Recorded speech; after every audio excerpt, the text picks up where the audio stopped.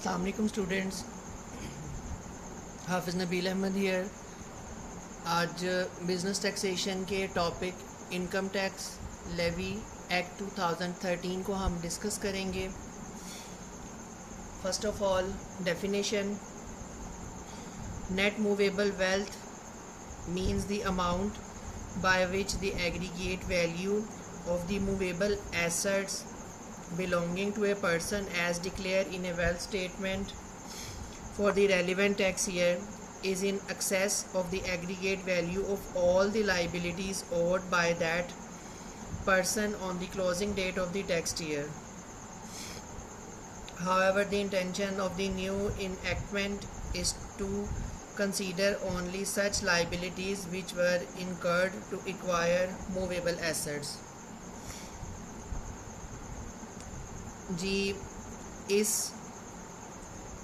Levy act 2013 के accordingly एक नया टैक्स जो है वो नेट मूवेबल वेल्थ के ऊपर लगाया गया था। नेट मूवेबल वेल्थ का मतलब है कि किसी भी टैक्स ईयर में अगर आपके मूवेबल एसेट्स जो हैं जिनमें आपकी सिक्योरिटीज़, इन्वेस्टमेंट्स, प्राइस बॉन्ड्स वगैरह आ जाते हैं, excluding your business and building property, land etcetera. ज़मीन जायदाद के अलावा जो आपकी अगर कोई प्रॉपर्टी है तो आपकी जो नेट मूवेबल प्रॉपर्टी है उसमें से आपकी जो लाइबिलिटीज़ हैं उसको लेस करके जो अमाउंट बाकी बचेगी उसके ऊपर लेवी एक्ट 2013 के अकॉर्डिंगली इनकम सपोर्ट टैक्स जो था वो लगाया गया था। The method of calculating the liability to be allowed while determining that net movable wealth has been specified to be made by the way of apportioning total liability in the ratio of gross value of movable assets to gross value of both movable and immovable asset। इसको calculate करने के लिए,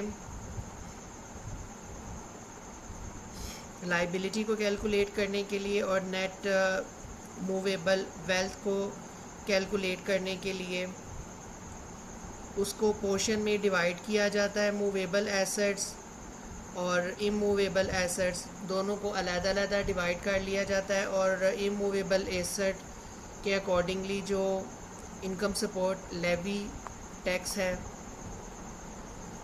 वो deduct किया जाता है।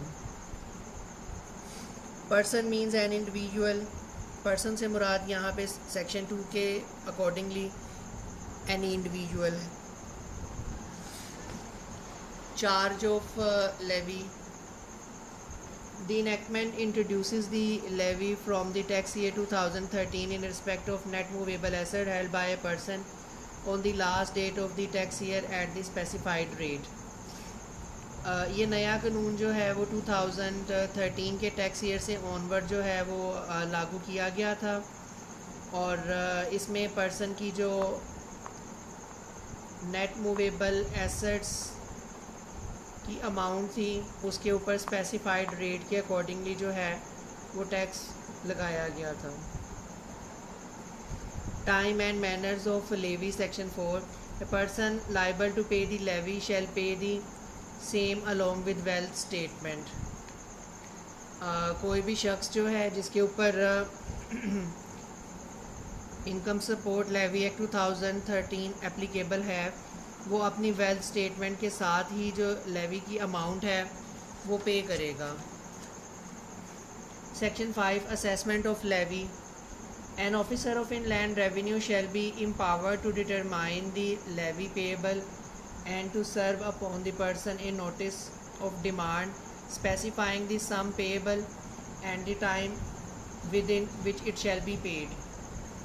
Inland revenue का कोई भी अफसर जो है उसको ये इख्तियारात दिए गए थे कि वो किसी भी पर्सन की जो इनकम है उसको असेस करे और वो किसी भी पर्सन को जो है वो नोटिस इशू करे कि वो लेवी की अमाउंट जो है वो विद इन स्पेसिफाइड टाइम, जो उसको टाइम गिवन टाइम दिया जाएगा उस टाइम के अंदर अंदर वो अमाउंट पे करे।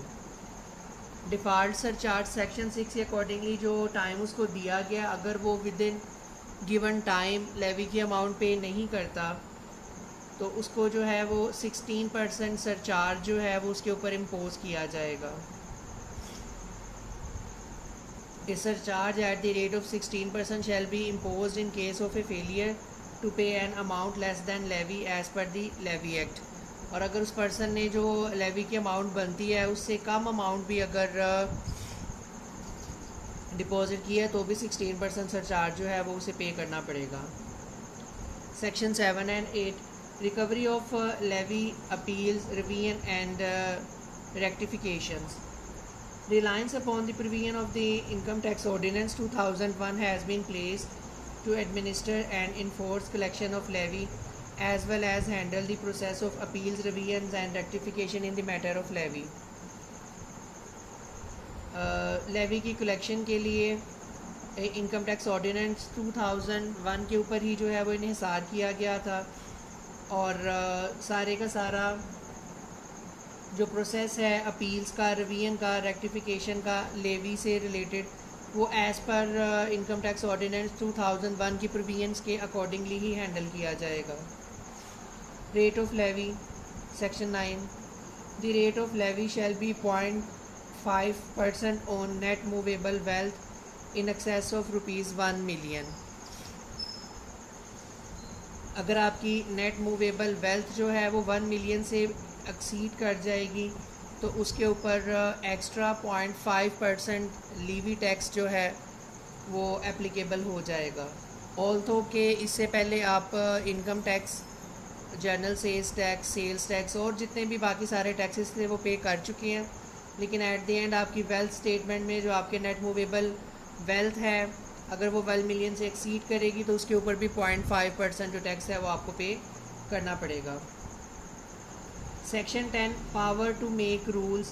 The FBR shall be empowered to make rules under the Levy Act by notification in the Official Gazette। Levy के एक्ट में किसी भी किस्म की कोई भी चेंजिंग के लिए या नए रूल बनाने के लिए जो अल्टीमेट अथॉरिटी थी वो FBR को बनाया गया और उसके लिए ऑफिशियल गज़ट में नोटिफिकेशन भी इशू कर दिया गया। Thank you very much. End of today's lecture.